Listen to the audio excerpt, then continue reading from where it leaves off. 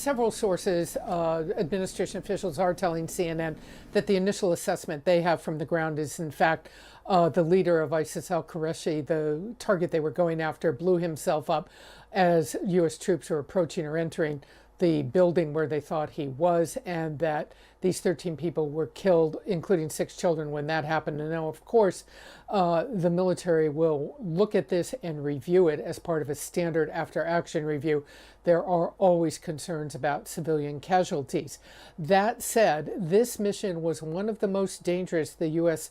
military can undertake. Special Operations Forces went in by helicopter, and it is our understanding from additional sources that these were members of the Joint Special Operations Command. That is the most elite. They conduct the most dangerous missions.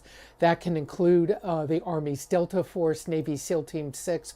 We don't know exactly what troops were on the ground, but we know that this was a very difficult mission for them. In these kinds of operations, they go in very quick, they go in very hot. They want to spend the minimum amount of time on the ground to minimize their own risk and get out safely.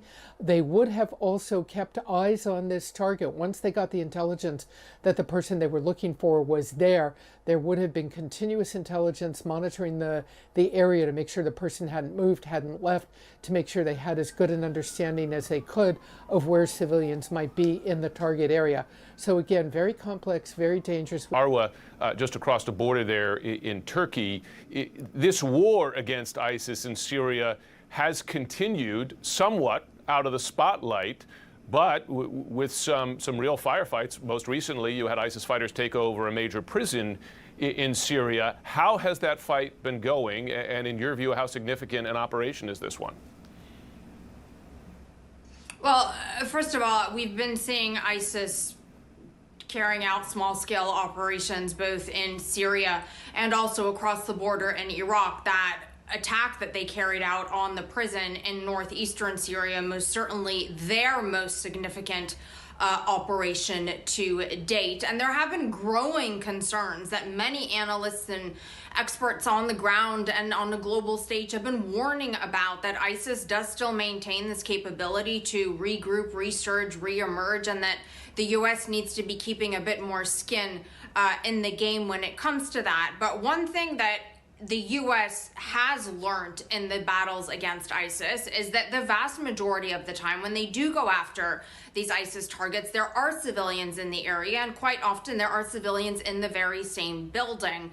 Eyewitnesses to the raid that took place, that took out ISIS's leaders, say that there were helicopter gunships overhead for hours firing. Explosions were heard. If you look at the footage from the scene, you see that it's not just the main target house, or what is allegedly the main target house, that was damaged. A number of other building structures in the area also had what seems to be damage from explosives or from bullets. So the U.S. is going to have to answer a lot of questions if enough pressure is actually put on them, on the administration and on the U.S. military, as to why they went in with such a level of lethal force. And if this ISIS leader was under such surveillance, did they not know that he was living inside a building that also had families? And was the calculus made that it was okay to put those women and children, no matter who they might be related to,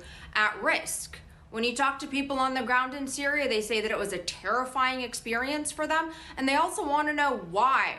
Why was the U.S. so willing to go after a target like this, and so unwilling to take any sort of concrete action when it came to stopping Syria's civil war?